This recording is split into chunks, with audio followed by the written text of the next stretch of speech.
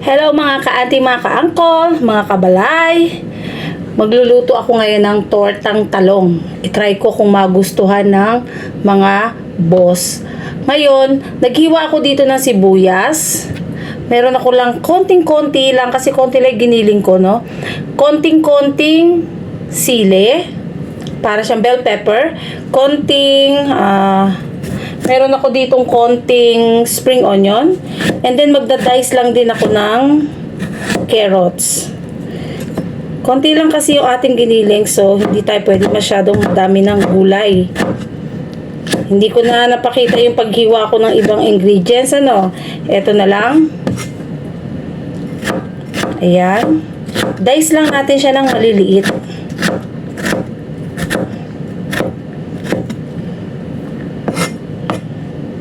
Ayan.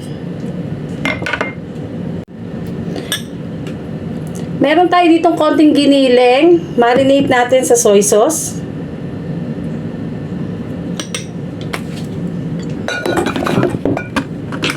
Lagyan natin ng ground black pepper. Lagyan natin ng garlic powder. Naubusan ako ng fresh garlic, so garlic powder.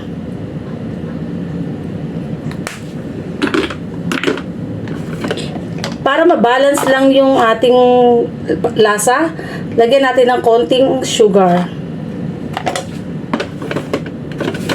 Lagyan natin ng konting cornstarch. And then mix.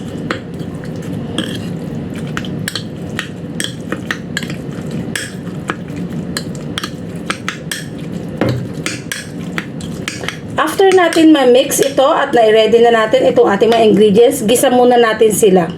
Start natin igisa muna yung itong ating ingredients.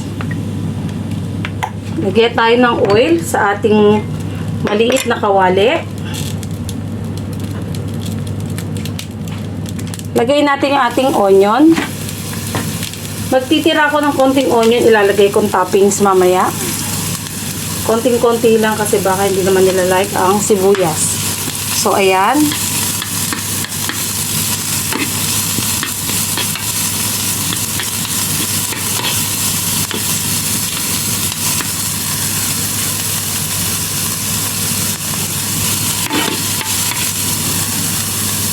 After natin sa sibuyas, lagay natin ang ating carrots.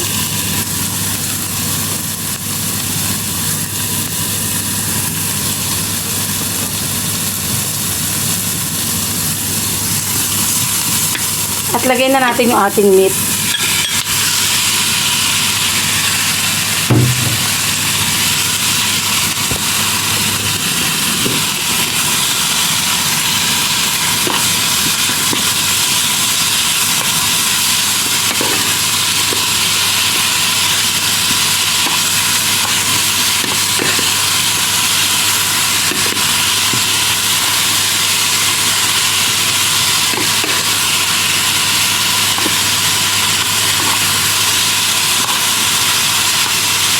Hintayin na lang natin masangkot sa natin yung ating meat. Mag-release ng kanyang sariling water. After niya mag-release ng sariling water, hintayin natin mag-dry ng konti. Ang bango mga ka-auntie, mga ka-uncle, mga kabalay, at pakabango po ng ating ginigisa.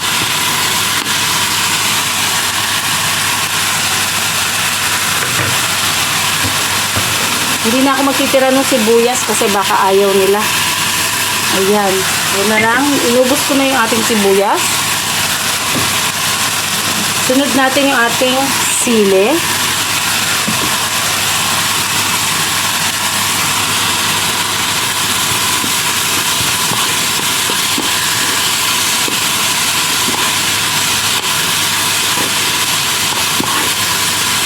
Ang bango. Wow, sobrang bango. Lagyan ko lang ng konting chicken powder.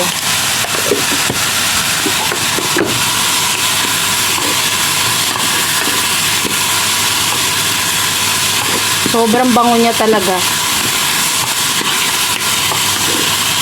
Ito yung magiging toppings natin sa ating tortang talong, okay? Magdagdag lang ako ng konting garlic powder, ha? Ayan. So, smells good.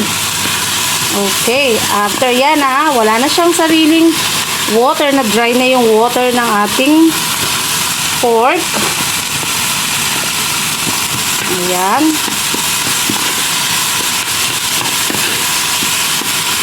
Luto na yan.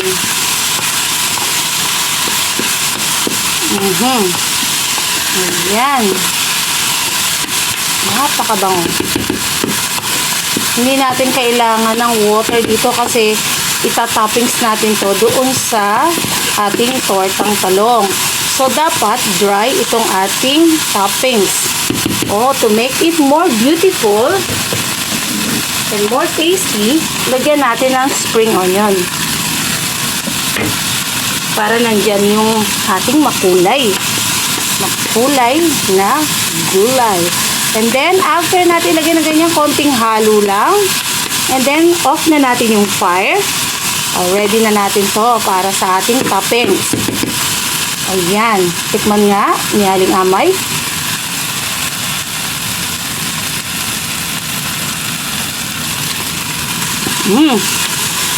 Perfect.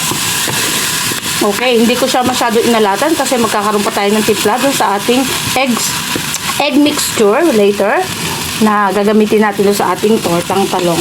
Okay? Okay, ready na natin to, guys. Sarap. Diba? Ang kulay, ang ganda-ganda.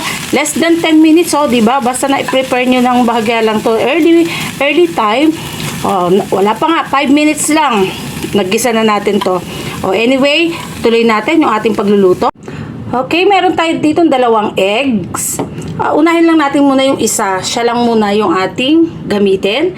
And then, painitan ko na yung ating wok. Painitin ko na siya habang nire-ready natin itong ating egg.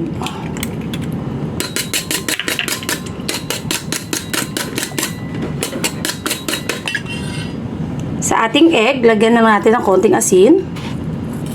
2 pinch of salt. Kurot ka lang sa asin and then ayan. Then mix natin.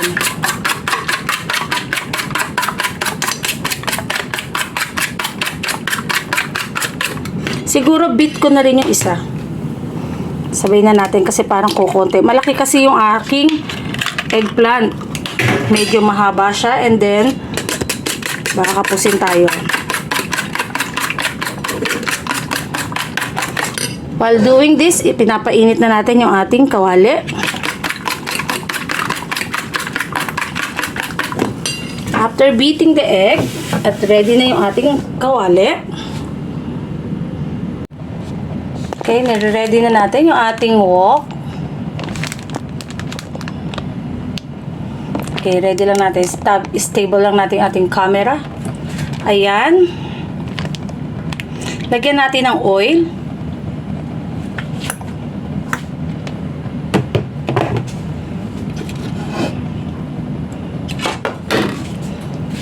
While waiting sa ating oil na uminit, i-press lang natin yung ating eggplant. Okay. Unahin natin yung ating egg.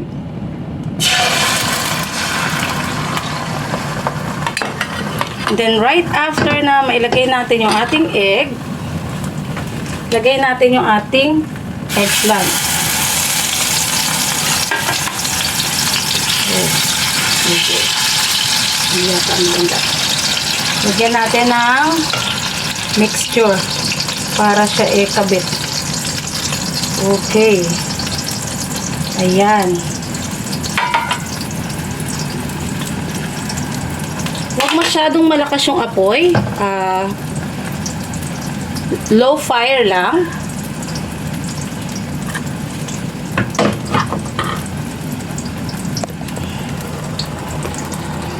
Ito yung ating eggplant. Mahina lang yung apoy na gawin natin and then ilagay na natin yung ating toppings. Okay lang na mapunta siya sa egg dahil isa-side naman din natin siya. So, ayan. Ito yung ating ginisang giniling.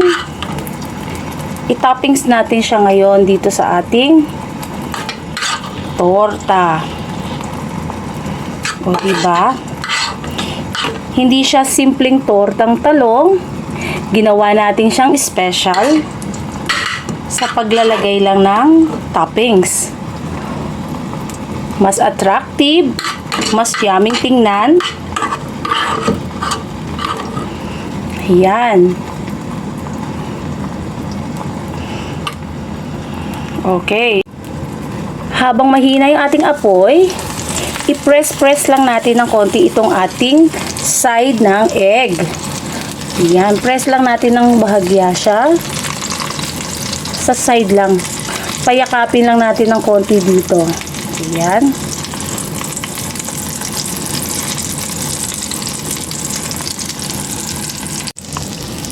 Ayan, easy preparing tortang talong with a twist.